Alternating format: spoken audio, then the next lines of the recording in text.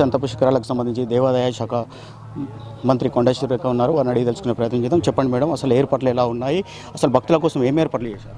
భక్తుల కోసము సౌకర్యాలు అన్నీ ఏర్పాటు చేయడం జరిగింది. వాటర్ ఫెసిలిటీ కానీ, అంటే ఉండడానికి అకామిడేషన్ కానీ, అదేవిధంగా వాళ్ళకి దర్శనానికి కానీ, అదే అన్ని విధాలుగా భక్తులకు మన సౌకర్యాలు చేశాము.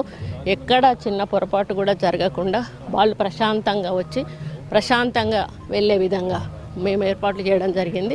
గతంలో పుష్కరాలలో ఏదైతే చేశామో అందులో ఏమన్నా పొరపాట్లు అప్పుడు జరుగుంటే అవి కూడా సరిదిద్దుకొని ఈసారి అన్ని ఏర్పాట్లను కూడా అన్ని డిపార్ట్మెంట్స్ సహాయ సహకారాలతోటి ముఖ్యమంత్రి గారు 30 కోట్ల రూపాయలు విడుదల చేయడం జరిగింది. వాటితోటి ఈరోజు అన్ని ఏర్పాట్లు చేశాము.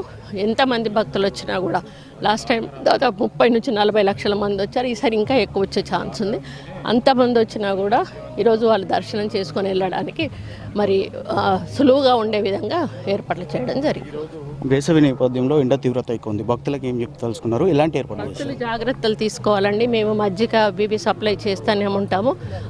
అనౌన్స్మెంట్స్ చేస్తుంటారు మైకులో. మా వాళ్ళ జాగ్రత్తలు వాళ్ళు కూడా తీసుకోవాల్సిన అవసరం ఉన్నది. చిన్నపిల్లలు ఉన్న వాళ్ళు కానీ, ముసలి వాళ్ళు కానీ కొంత జాగ్రత్త తీసుకొని సాయంత్రం పూట బయటికి వెళ్తే బాగుంటుంది, లేకపోతే ఎర్లీ మార్నింగ్ అన్న వెళ్తే బాగుంటుంది. మధ్యాహ్నం పూట చాలా వరకు దూరంగా ఉంటేనే బాగుంటుందని నా అభిప్రాయం. సరస్వతి అంత పుష్కరాలకు సంబంధించి తెలంగాణ రాష్ట్ర ప్రభుత్వం అన్ని రకాల ఏర్పాట్లు చేసింది. దీనికి సంబంధించి అధికారులు ఇక్కడ ఉండి చర్యలు చేపడుతున్నారు. గత పుష్కరాలు ఏదైతే తప్పిదాలు ఉంటే వాటిని మళ్ళీ జరగకుండా ప్రత్యేకంగా ఏర్పాట్లు చేశాము. ఈసారి ఎలాంటి ఇబ్బందులు లేకుండా చర్యలు తీసుకుంటున్నాము. వేసవి నేపథ్యంలో ఇక్కడికి వస్తున్న భక్తులకు కూడా ఎండ తీవ్రతను తట్టుకునేందుకు ఏదైతే మంచినీరు సరఫరా ఉంటుంది, మజ్జిగ కూడా సప్లై చేస్తున్నాము. వేసవి తీవ్రత నుండి తట్టుకునేందుకు కూడా ప్రత్యేకంగా భక్తులు ఘాట్కొచ్చే భక్తులకు స్ప్రింక్లర్లు కూడా ఏర్పాటు చేశామని చెప్తున్నారు. కెమెరా పర్సన్ సతీష్తో వెంకటేశం టీవీ, కాళేశ్వరం పుష్కర ఘాట్ నుంచి.